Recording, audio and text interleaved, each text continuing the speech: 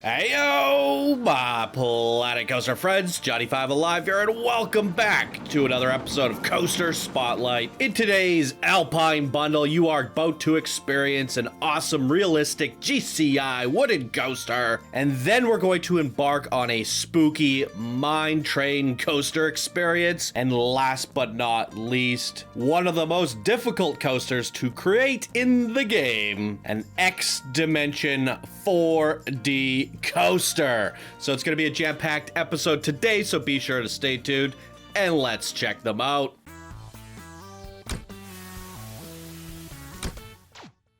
All right, welcome back everybody. Hope everyone is having a fantastic weekend. I know the Planet Coaster content on the channel has been a little bit dry this week. Been a bit preoccupied, but we're getting back into things, and I'm gonna have double uploads for this weekend. So a little bit of a hiccup there, but not to worry. The Planet Coaster content is still coming, ladies and gentlemen. So if you are new, be sure to subscribe for more. And if you are a returning subscriber, a constant viewer of the channel, please do consider supporting the show further through the Patreon page. Your support is much appreciated and allows us to continue doing these Planet Coaster videos. You can also get spotlight priority. Boom! We have 3 amazing creations to check out here today, so let's dive right on into it, starting with Vortex, a realistic GCI coaster created by Kick2, one of our Discord experts, and here they say, "Hey Johnny, this is an attempt of making a realistic vintage themed GCI coaster. The coaster is custom supports and made with 4-meter smoothing, so track view is preferred. It is, though, still decently smooth in seat view." All right, very cool. Let's take a closer look at this, everyone. So here we are. Custom supports the whole way through. We'll talk about it in a sec. For now, let's look at the ride results. Green across the board. Anything that stands out here. Airtime count 3, max speeds of 52 miles an hour. Track length 800 meters. Pretty cool stuff. Let's jump on it. And we're going in track view. That's right.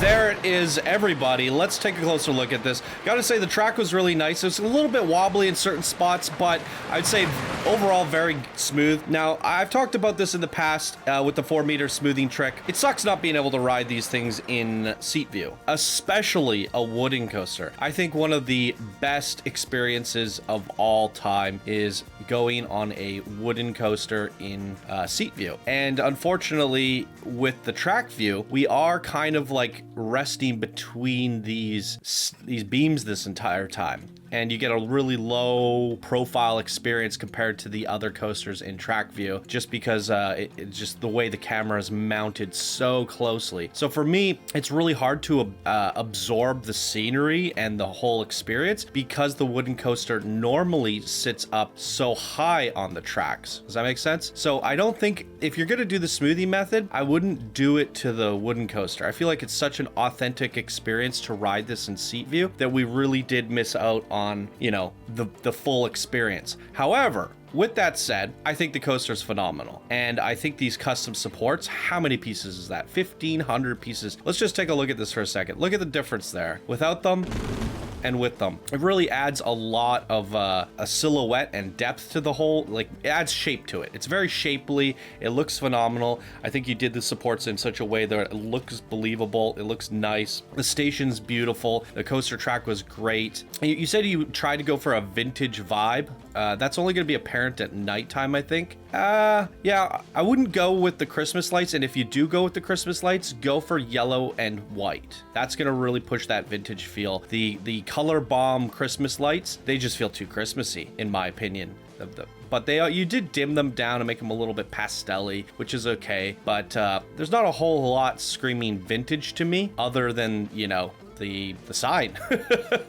I mean, the lights are kind of vintage, so that's a thing. I guess you got a little bit on the boarding station, but for me, this is really feeling more like an Alpine adventure for me. So I don't think you quite hit your theme, but if you just, you know, ignore the fact that you say it's vintage, I think it's a phenomenal Alpine wooden coaster with custom supports, and you did make it very realistic and believable. I think overall it's a very phenomenal creation. So great job there, Kick 2. What did you guys think? Leave your comments down below, and let's check out the next coaster of the day. The Bad Juju Choochoo, created by LJ Bushel, one of our Discord builders, and here they say, hey Johnny, I know how much you love the backstory, so here's a quick one for my coaster. The Juju Choochoo is a fun, compact adventure coaster which takes the guests through a variety of different scenery around within the scenic mountain. The mines in said mountain were forced to close long ago by strange tremors deep within the rock, believed by archaeologists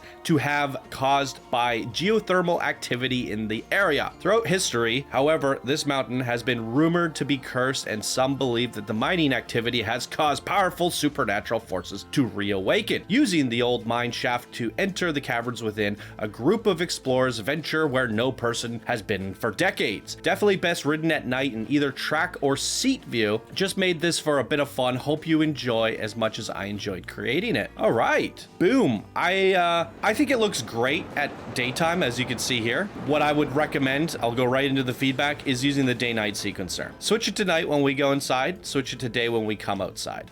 But because most of the experience is on the inside, we will be just checking this one out at night. So there's a look at the stats if you want to see them. It is a swinging mine train Gold Fever, and let's dive right on into this. And because it's swinging, he did suggest track view or seat, but I want to experience the swing.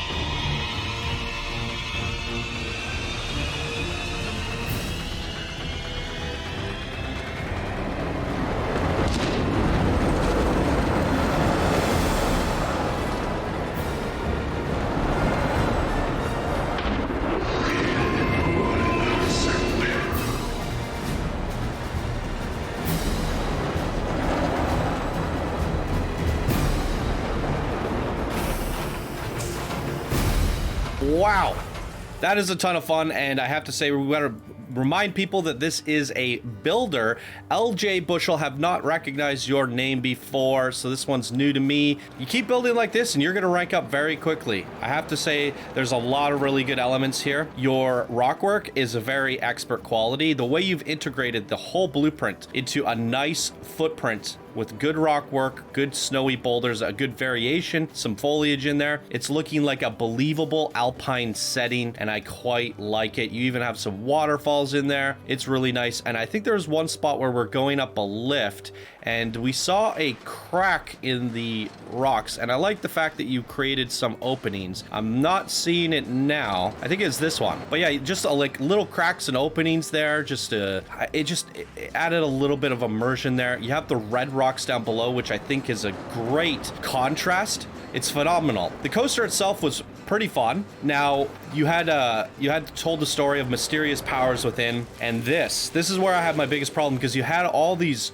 effects go off, and from the rider's seat I was like, oh, that is phenomenal, all the electricity, but we went around this corner so fast that we didn't even see that. I wanted to know what this was and what was happening. So in order to get the angle, you have to get the coaster to swing, so that way we're kind of swinging and looking at it. We might see another one coming here. Anyways, you kind of get what I mean. I need to pause it so I could think, but if the coaster had a bit of a swing coming into the things, into the bank, or coming a little bit straighter, we would have seen that better. I think just making it straighter would have worked better, or having it in a pre-swing. We did not see that at all, but I don't even really know what this is. It just looks like a bunch of statues or something, snow boulders, but whatever's happening with all these effects, we completely missed it. So I think there's a bit of a missed opportunity in terms of your storytelling, not quite executed right there, but it is really hard to face a coaster at what you want it to look at and tell a story. The coaster is following a track. You can't just have it turn and look a certain way unless you're using a coaster that has some rotation on it. So you have to be very mindful of how you're approaching it. But then again, you're also working inside of a rock mound. And with that said, I think that's why I wanted to praise this creation so much, because even inside, your rock work has variation. We have snow here, we have different boulders. Like I said, we had that opening, you have mine shafts holding it all up, and it didn't look like just a big pile of rocks. It looks interesting, it looks like a mountain, it feels like a mountain, and I think you captured the essence of what you were going for. So other than a couple minor gripes, and also you have a delay in your block section, which kind of bothers me. You just, wherever your second coaster leaves, it just needs to be pushed forward a little bit, but there's a little bit of a pause there. Not the biggest deal, and it would be really hard to sort that out considering how much track is going on in here. But a very strong creation, high praise from me. I thought it was phenomenal. Boarding station's amazing, by the way. I love it. The bad Juju Choochoo. There you guys go. What did you think? Leave your comments down below for our builder, LJ Bushel. And like I said, keep building like this and you will rank up in no time, my good friend. Can't wait to see what you do next, because this is phenomenal work for a builder. All right, enough out of me. Let's check out the last creation of the day. Tiefenspitz, created by Erebus, one of our Discord expert builders. And here they say, hey there, I was found the X-dimensional coaster to be super interesting, and I tried building one many times, but never really got the layout like enough to theme it. A while ago, I tried again, and this time I actually liked the result. I themed it to a small alpine mountain with a few buildings. The lighting on the track can easily be changed by selecting a single light, as they are all in one group. Also, make sure you find a photo spot on ride. I think the left seat is the best, but choose whichever you like. The idea behind the picture frames in the queue was to have them linked to a camera showing the ride. I only later found out that it doesn't work. Aw, that's unfortunate, but it's still a fun idea. All right, let's take a closer look. All right, this looks really cool. I love a good X Dimension coaster. They are definitely the hardest coasters in Planet Coaster to get off, pull off right. So there's the Tiefenspitz. Said something about a picture. Oh, there's supposed to be pictures of the coaster? I'm not sure how that works. But this is a really nice looking boarding station. Love the glass curves there. Looks really cool. It definitely has that alpine setting. The rock work's phenomenal, just like the last creation. I would like to see a little bit more snow and snowy trees, just to push that alpine theme and go with your white and blue tracks a little, but that's okay. Anyways, I'm already giving feedback. We haven't even ridden the coaster. These are tricky. So there's a look at all the stats, everyone, and let's jump right on it.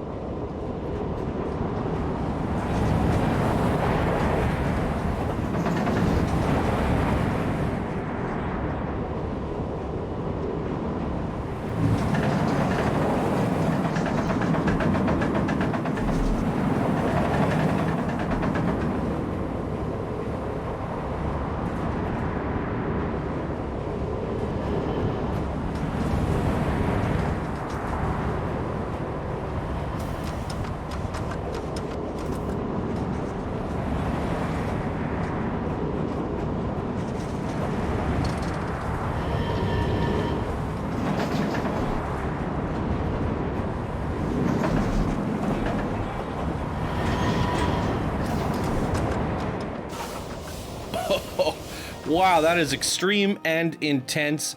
I really enjoyed it. I also got to say this lift is very interesting because it's pushing it up and over like that, and I haven't actually seen that out of a coaster. I think it's really cool. In terms of the control of the X Dimension, I think that's where the focus of the conversation should be. I think you did I'd say like 80% of it was exceptionally good, and there's 20% of it where it's just too much. Specifically, the very first drop, as we can see here. I might actually have to get on the coaster for this too. Is this the right one?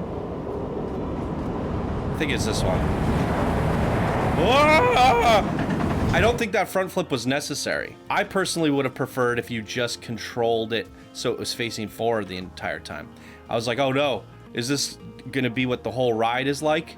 And I think if you would have controlled it to just face forward there and then rotated it so it's looking back towards the track instead of outward like this, but instead flipping us the other way, that might have worked out a little bit better. But then we transitioned into this one. Okay, all right, I take that back. The only part I didn't like was this part. But if once you're in this, once this is in a park, you'll have a great shot coming up, right? Of whatever you have out here in your park. So I actually like that one. The transition wouldn't work as nicely if you would have rotated it back. I like the way it comes up this way.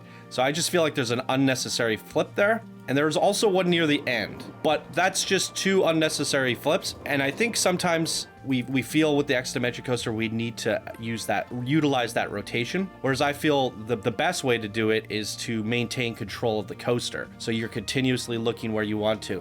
There were times where you flipped it to look around the other way and it did it so smoothly, and now we're fishtailing and looking backwards. And I absolutely love that control of the X Dimension, and I think that is one of the best ways to utilize it as well. But the unnecessarily like flippy flips, I don't think it is, especially when we're coming down with all that speed and we're getting a little bit of airtime there and we're flipping. It was just a little too radical for me, but I'm sure that would still be a fun experience.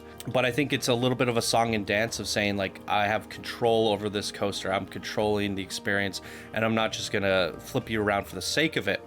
And I think you did that really, really well for mostly the entire coaster experience. And when you decided to switch it around and look backwards and fishtail it, I think you did a great job, and then you switched it forward again. It was always facing a good direction. So one of the better X Dimension coasters I've seen, and it's not easy to get right. So even though I've griped on a couple things, I think it's an exceptionally well done job. I've seen a lot of X Dimension coasters that are just all over the place, and very few that have been controlled perfectly through. Like that flip there, it's really nice. And then you control it holding it backwards, and the guests are always sitting upright, but you flipped it there, like really good control, like I said. So I think this one, people should take notes. That unnecessarily flip, if you just remove that, I think majority, it would be almost perfect. But that's just like a personal preference. Like, what did you guys think? Do you like the flip there? Do you think it was too crazy? For me, it was just setting the tone of the coaster. Our first drop, flippy, flippy, flippy. It's a little extreme just to get things going. But the rest was like a song and dance. It was very methodical. So absolutely love it. Erebus, you're killing it. Expert builder in this community, an up and coming master builder, if not legend. So keep doing what you're doing. Keep having fun, and keep cranking out these amazing creations. I get excited every time you submit something, so do not stop, my friend. What did you guys think? Leave your comments down below for Erebus, as well as our other creators of the day, LJ Bushel and Kick2, on these two amazing coasters.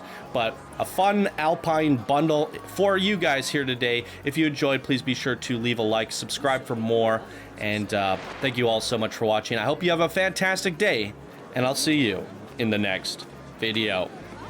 Bye now.